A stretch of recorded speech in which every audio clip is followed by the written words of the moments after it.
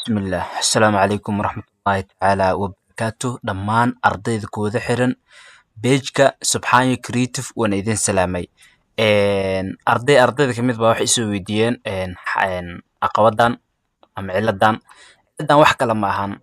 Hadda carabigan oo kale hadda wuxuu kula muuqdaa xaruf inuu yahay. Waan run oo xaruf weeye. Ciladan aan rabnaa maanta inaan xalino weliba anagoo 3 step oo kaliya mari doono. Okay, stepka koowaad waa maxay?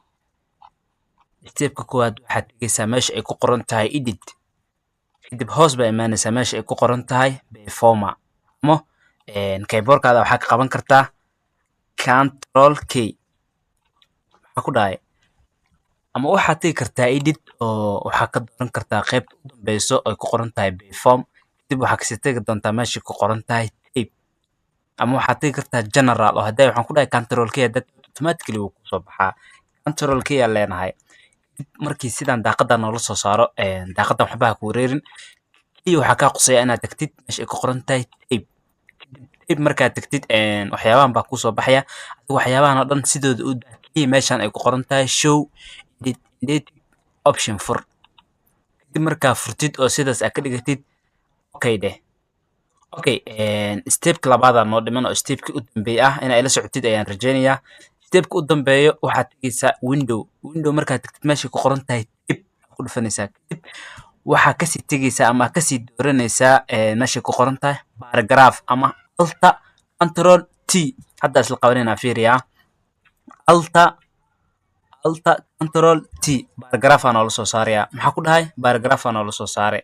Ama haddii kale window aad tegeysaa kadib meesha ku qoran tahay tape aad tegeysaa kadib paragraph aad ku dhufanaysaa. Isku meeshii weey.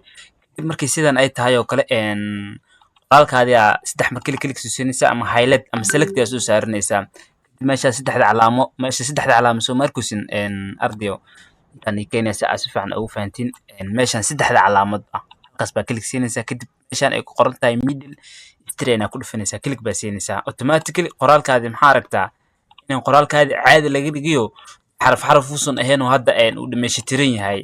إن أركوسينا رجينيا وحاول خيركم من تعلم القرآن وعلمه أول كين صار تصنع هن سيدان ما هن دوا هجاجني أفضل ولي هجاجني إن وحر رجينيا مقالك أنا كبقتي إن هدو مقالك محياه بدن وكعبي فضلا سبسكرايبتا هنجه المامن آدت ما سنتين والسلام عليكم ورحمة الله وبركاته.